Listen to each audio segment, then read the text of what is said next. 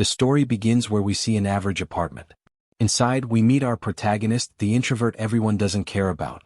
Right after his high school, he managed to rent this place, as it became difficult for him to even interact with his own parents. He seemed to be busy with a scene from a manga. But it turns out he has confidence in himself for not being a good drawer. His life is miserable. He is scraping change just to be able to live in this shabby apartment, which has a 30,000 yen rent.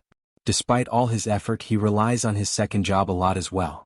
Being able to buy a 20,000 yen stove was a blessing for him, but without any air conditioner, he is sure that he will die because of heat stroke. Now, he was originally a passionate manga fan and made his own manga. However, it didn't gain any viewership or public attention. Now, he tries to get lonely shut-ins to buy his disgusting adult manga that provides him enough to live by, but he does sometimes write original work as well. As his inner reflection goes wild, his eyes widen to see that this month, 3 people downloaded his adult manga, and this puts him in a good mood. His art style is gloomy. That is the reason his original work was never appreciated. And not only that, his drawings were also pretty bad. But complaining about life is nothing new for him. And he himself knows that he has no worth or value to anyone. And perhaps he will die off like this. He strolls outside for some fresh air, and his attention is caught by a cloud, which somewhat resembled poop. Quickly, he takes out his old phone to take a picture and share it on his empty blog that no one cares about. But suddenly his doorbell goes off. He notices and reflects that he doesn't have any delivery, nor does he have any pending television bill. But as he opens the door, he meets a beautiful girl with golden hair, wearing a jacket in the scorching heat and glaring at him with her almost dead and empty eyes. As a few seconds go by, both of them just stare at each other, and he wonders to himself if she is a boy or girl. She breaks the ice and asks him if he is Gasway. His eyes widen to hear this, and the girl starts to search her bag and brings out a notebook that she holds in front of her and tells him, "Are you the author of this manga right here?"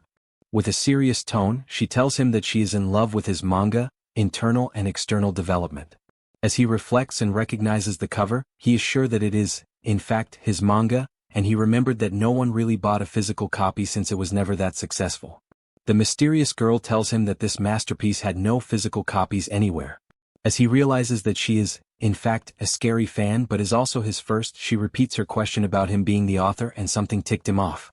How in God's good earth was she able to pinpoint his exact location with ease?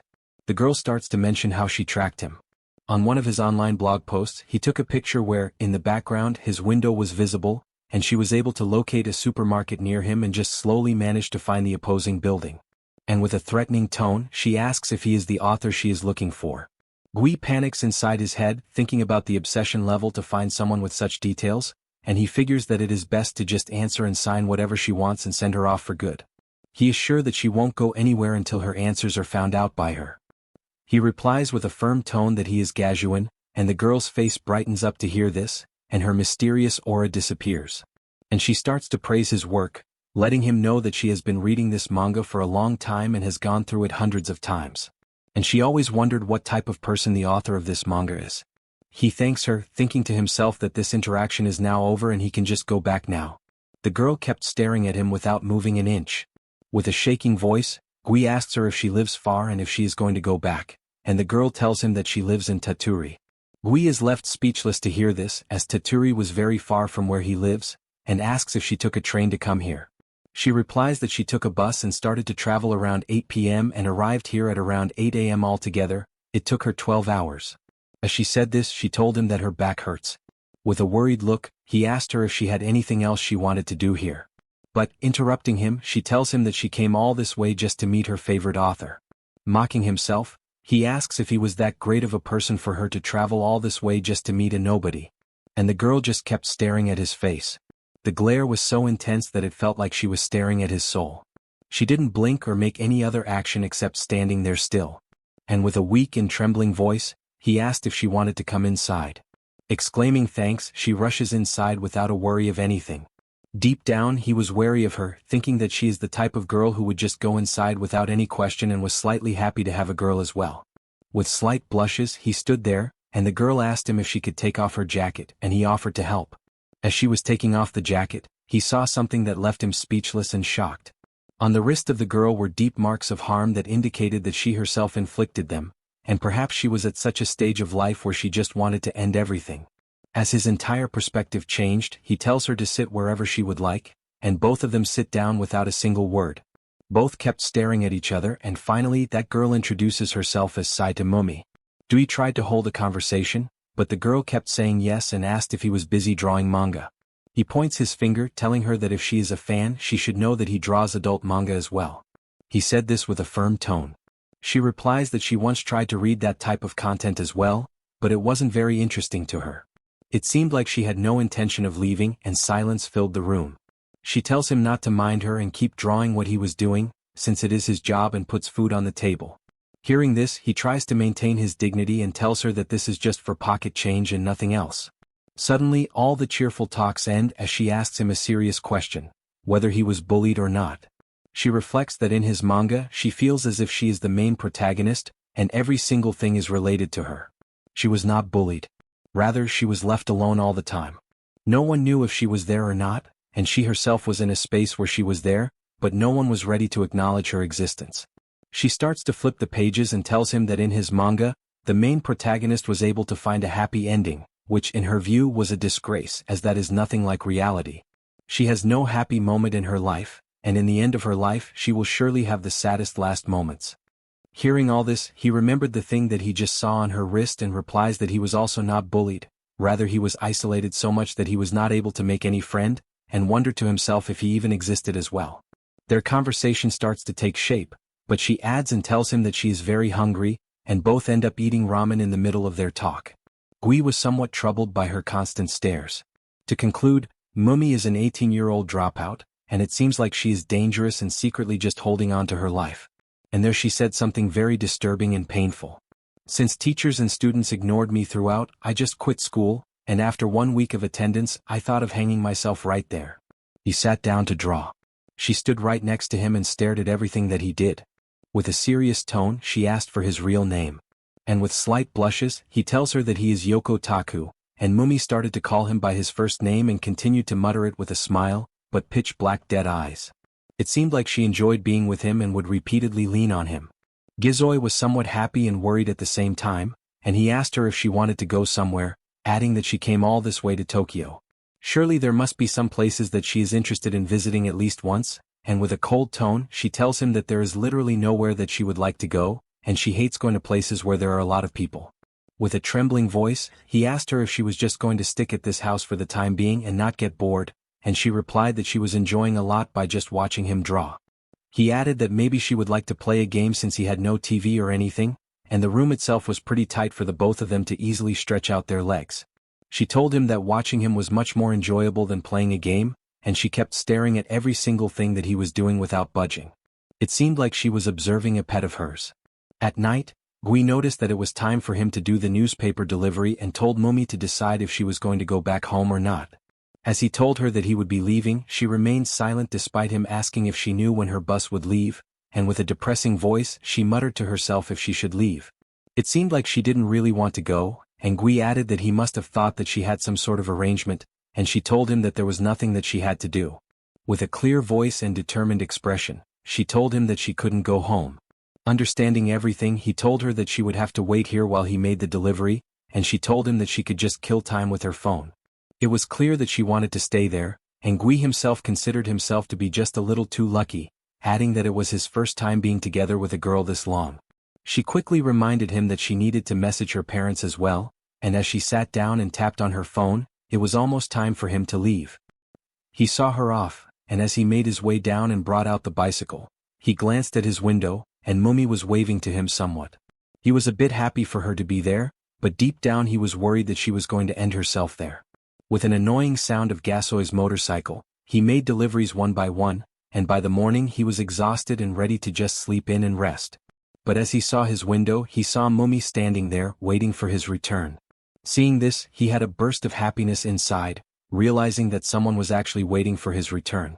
As he made his way back home, Mumi was so happy that she found it hard to contain the happiness and waved back and forth at him. The first thing they both said to each other were kind exchanges of greetings. Hearing this, Mumi told him that there was no need for Gay to greet her. He asked if she was able to get a good look at the surroundings and neighborhood since it was a good time to venture outside, but with a serious tone, she told him that she waited for him there the whole time. His eyes widened as she was standing there for hours upon hours, and he asked if she came back inside, and she replied that she had no idea when he was going to return. It seemed that Kazui was late, and he reminded her that he told Mumi that he'd be back by 5, and she replied that he never said that. Instead he told her that he'd be back by 2.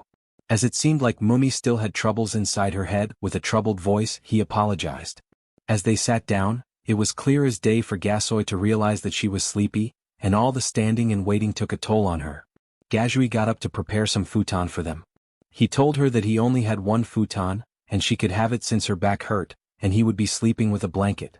Gui noticed that throughout their conversation she would always answer with yes and no, and she never used any phrases like, "I will think about it," or "What should I do?" Both lay there, and Gui decided to face the other way to avoid awkwardness, and Mumi just kept staring at him from behind. Although Gasoi was shy, he enjoyed it somewhat. In the morning, Gasoi got up all sleepy and glanced at Mumi, who was sleeping soundly without any worry in the world. As he noticed, he could not believe that such a pretty girl was sleeping right next to him. And he decided to check his mobile to find a comment on his empty blog. A person was telling him to do more NTR manga. As he thanked him for his previous purchases, he decided to work on that. But he couldn't help but notice that there was a strange smell coming from where Mumi was sleeping. He strolled around her to check, and suddenly he saw something that shook his core completely. There it seemed like Mumi was bleeding from her hand. Quickly, he flipped the blanket away to check, and there she was lying after hurting herself, bleeding intensively. He panicked and tried to wake Mumi up, and she grunted in pain. He told her, "Why did you do it?" and with a shaking voice yelled that he must call the ambulance. Mumi, with a firm tone and serious face, told him that this much wouldn't kill her or anything. As he calmed down a bit, she asked him to just help her with some band-aids. Carefully, he patched her up, and she apologized and asked him if she had done something that she should not have done, and added that he had been quiet. Her reason for attempting that was simple. Yesterday she was so happy that it was ages ago that she ever felt this way, and the time she was enjoying was about to end because she was about to fall asleep, and this caused her to have flashbacks of the past that made her anxious. She was sure that the moment she were to wake up, there would be nothing but painful memories waiting for her. So, Mumi told him that she thought it would be better to just end herself while she was enjoying herself the most. He could not imagine the things going on inside her head, and with a painful and sad voice, he told her that he could not picture the person he just met would do something so horrible. And she repeated, tells him sorry, and told him that she did this because if there is a time when she could not keep it up anymore and have no other choice but to end it all, she would want to use a blade that she is familiar with. Does understand? Was stunned to hear these words, she bowed down her head and apologized. As he observed her, he told her that it was time that she contacted her family, and she told him that they would just end up putting her in a hospital, and he told her to hand over her mobile and he would take care of it. Gasu was shocked that he could not help but slump down from the thing he witnessed. He stretched his hands out and she grabbed them. He himself reflected that he had flashbacks that were so painful that it made him want to end it all as well. But there were many potholes in the way that made him rethink and strive for living, and he was always fearful of such a thing. However, this all does not work on her, as she is ready to just get up and do it tomorrow. As he stared at her, he knew that it would do no good to just blame her. It is obvious that she was pushed to this point, and giving any parental advice will be a serious bad thing. This soy gets up, and with a harsh voice he told her that when he and she would decide to sleep, all she is to do is sleep and nothing else. With a fearful voice she replied, "Okay, we will just sleep together." And Desoy realized that he needs to think carefully of every step he takes now, or she would just let herself bleed out. He is ready to monitor her when they are sleeping together, and he starts to imagine himself being inside her shoes and lists out things that she could be going through, from self-hatred to depression and other serious mental things. And with a sigh he controls himself and tells her to change the topic for now, and tells her that he will be going to the supermarket and would she like to hang around later. Both of them walk side by side, and he told her that it is pointless to talk about it, as it is best to take it slow, and it is very refreshing to take a small walk when you are feeling down. He decided to make her feel at home, and he started to list the things that he enjoys and does. With a finger point, he shared that over there is a swimming pool that he loves, and asked if she can swim as well. And she replied that she has never swam, and he broke the ice and shared that he takes a bath there for just 460 yen every time to save a ton of money. Mumi exclaimed to find this out.